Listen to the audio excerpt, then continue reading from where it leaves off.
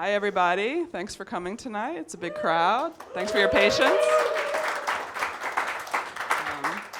It's my pleasure to welcome David Fein. He's the producer of Star Trek: The Motion Picture, the Director's Edition.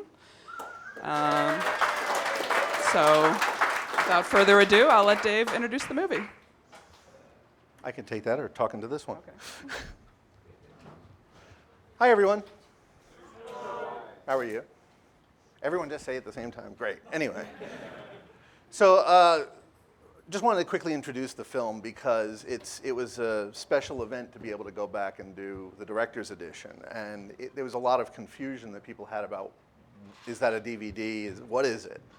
And what happened was that in 1979, when the film came out, there was a major rush at the studio to get the film finished. And there were so many problems.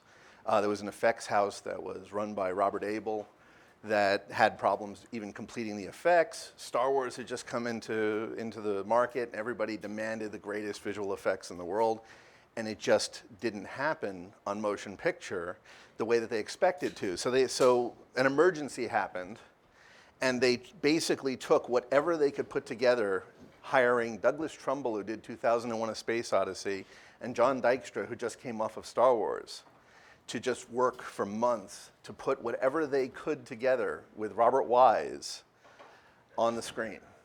And it's amazing the film made sense. There were stories that, I mean, Michael Eisner, who was running Paramount at the time, said, "I don't care if there's sections of black leader in the film's going out into theaters." And they barely had the film finished in time for its release date.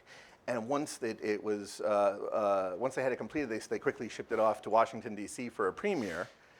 They showed the film, and the editor was kind of sinking in his chair, and the effects guys were going crazy. But it was so much of a difficult situation because effects were in place where normally there's a few extra frames at the beginning and the end where they haven't started ships moving, 5 or 6 ships in a shot. And you have 2 or 3 of them that just hadn't started moving, but because of the rush, they had to take the whole shot and just dump it in there. And it became a mess. And what's funny is that so many people, including myself, who, when I grew up with this film, I loved it anyway. It was Star Trek. We got our chance to see, this Star Trek back on the screen, and we had these great scenes with going around the Enterprise, which was commonly referred to as Scotty not being able to find the door. A lot of that was Robert Wise going to Jerry Goldsmith and saying, "Jerry, you got to write a symphony for me because they have to have something to listen to. We don't know what we're going to have on the screen." Same thing happened when they went to the long scenes going through the cloud that we'll get to here. Those scenes we had the music in place, we knew what we were going to see, and we're going to keep shoving it in there as quick as we can. And the problem was the film wasn't finished. And when they came back from the premiere in December, they still had a week or 2 before the release. And they said to the studio, "Please let us get in. We still have shots that are sitting in the can that came in after we locked the film that we can still put in." And they said, "No, it'll say that we don't have confidence in the film." So years later, it's our understanding that Gene Roddenberry pulled some of these extra scenes and tried to put some pieces together for a television version of the film. And that was where they came out with a special longer version, which was yet another butchered version of the film, nothing close to the way that Robert Wise wanted it. And there's even, at that point, they put a scene in where Kirk left the Enterprise, where he's actually leaving the Enterprise, and he was wearing this spacesuit that had a thin neck and a faceplate, and a few minutes later he meets Spock outside of the Enterprise, and he's wearing a different spacesuit because they had an original scene that Kirk and Spock went out and they were wearing these different spacesuits, and it just became such a mess that didn't make any sense. And the funny part about that too is if you ever do go back and see that special longer version that was out, there's scaffolding on the side of the frame. You could say, on the DVD, we included all of the scenes that people had seen in the deleted scenes section. And in widescreen, you can see that there's some crewman standing on the side, pulling a rope, to make, because they never finished the mat. And there was such a concern that we had in doing the director's edition because Trekkies are passionate people. You know, if you love Star Trek, you're passionate about it. And we even had a joke that we were going to do, and we just decided against it in the last minute. And that was while we were in production, we finished the Kirk leaving the Enterprise shot. So we actually rendered the Enterprise and got rid of the scaffold, and we were going to leak that to the internet. And we said, wait a second, that people would immediately say, you don't know what you're doing. Can't put everybody in the wrong direction for that. So the point is that they cut the film, and they cut it as wide as they can. So there was a lot of long passages where things didn't quite happen because they were trying to fill in the film. They didn't even have a chance to fine cut it and make it into something that is smooth. People used to say that the strangest review that we ever had on the finished product here was said that we even found a way to make the uniforms better, because everyone was saying they was running around in pajamas. There was no change, but the change was the tone to the film. The way the film played before, the version for 20 years, was that people would sit there and they'd be so bored by the long stretches of nothing, and even on the bridge there were no sound effects, that they had nothing better to do but to criticize the uniforms, criticize the sets, look at anything else that they could find to find something interesting. Now it's been fine-tuned. There's over 1,000 edits that we did, even pulling a few frames here, a few frames there, to finish the film, and did about 100 new visual effects shots. Things have been altered or changed. The Enterprise, we brought the physical model down to the effects house and made sure that they measured every single inch of it so that you couldn't tell whether or not it was the computer-generated Enterprise or the actual one.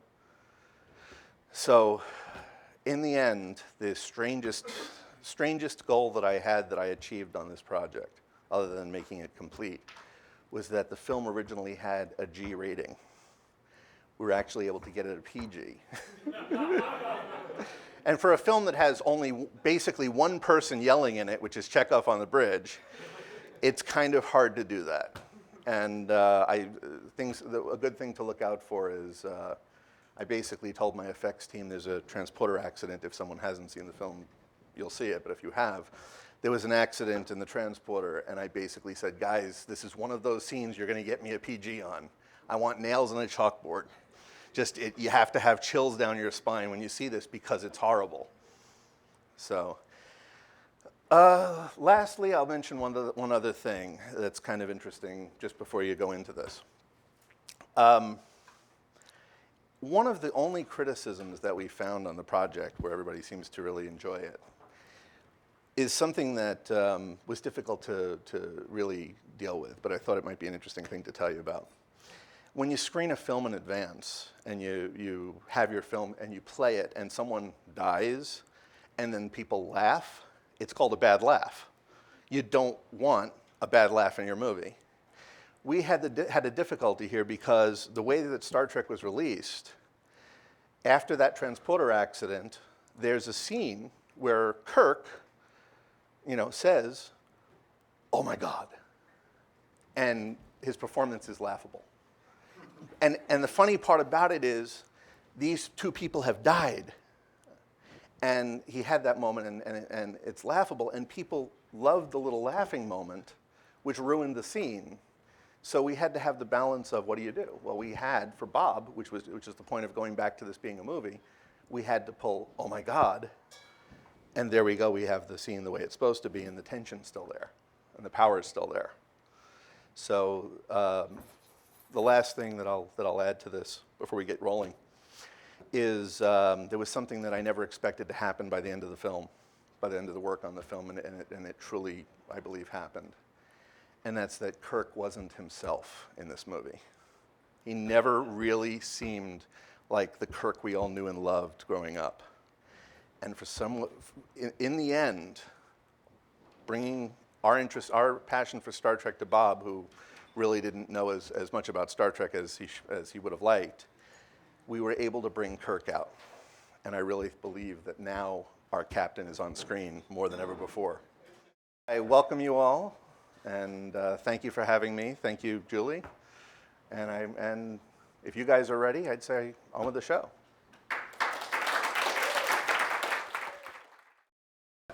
Just saw the film. Any questions? Go for it. Will the film become available in HD? God only knows. Sure. Okay. Here's my speech. Paramount gave us an opportunity to finish the film because they at the minimalist way possible. We absolutely want to do an HD. As far as we're concerned, and I judge for yourself, there is no other version of the movie than this. This is the finished film. I've spoken to Paramount every now and then about when are we going to do the HD?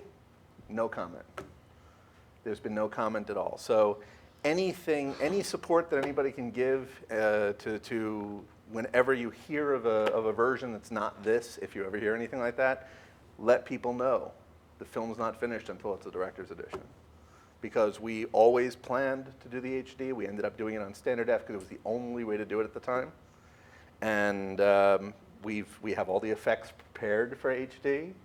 We have all the edits and edit lists prepared to finish the film again in HD. But at the time, that was all that was available to do. This is the only film, and Bob's wish was nobody sees the film in any other way but his finished design. The man spent 20 years suffering about this film. He loved filmmaking. He's Spielberg and Lucas's idol. These guys grew up with Bob. And after this film, his career kind of slowed down, and he made only one more film since then. And it was the fact that we came back, that we were able to finish and show people and even let Bob know that this film was a good film in the end. Now, it's not. You see, here was my thought. Here was my thought. We were going to go in after we were finished with the whole film because there's so much dirt on the screen. We were going to go in and have it run through a process to remove dirt. So the only way to make everything look consistent would be to do our effect shots and put in dirt, which we did.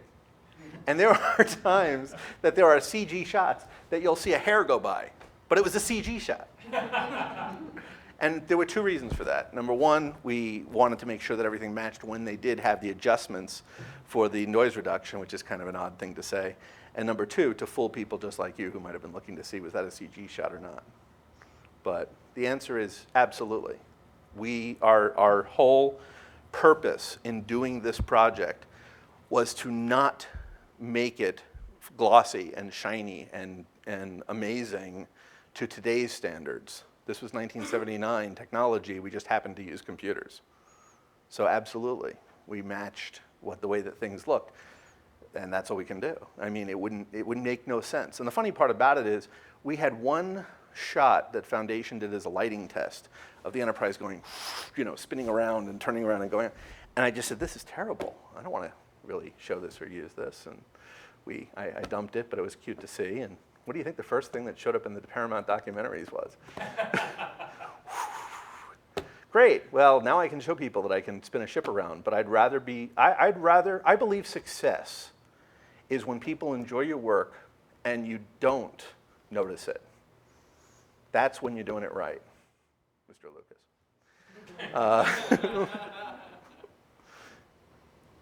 Yeah. Just a simple question. If you were to do a high-def version, would you do it to kind of quality which people would have seen in the cinema when it first released? I was like Virgin Media. 65 millimeter.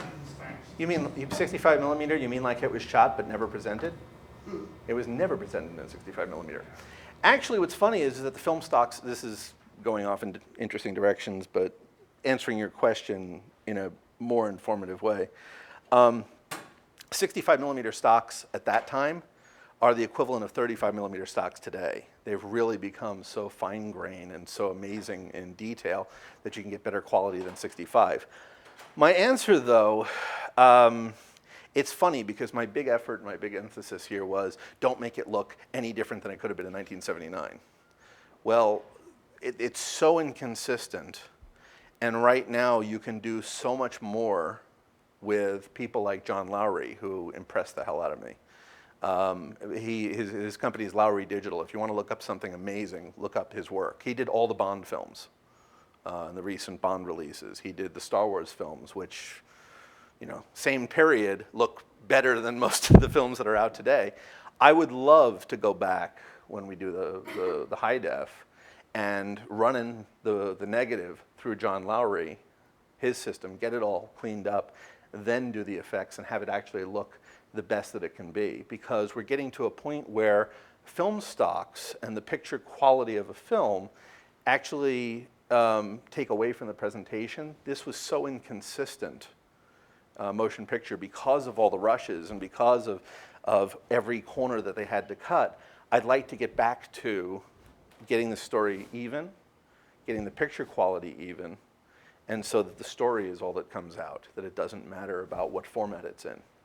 And on the other side, there's people like Disney who are releasing things like Sleeping Beauty recently, where their answer is, and they've said this, that film is just a delivery format, it's the animation that's the story.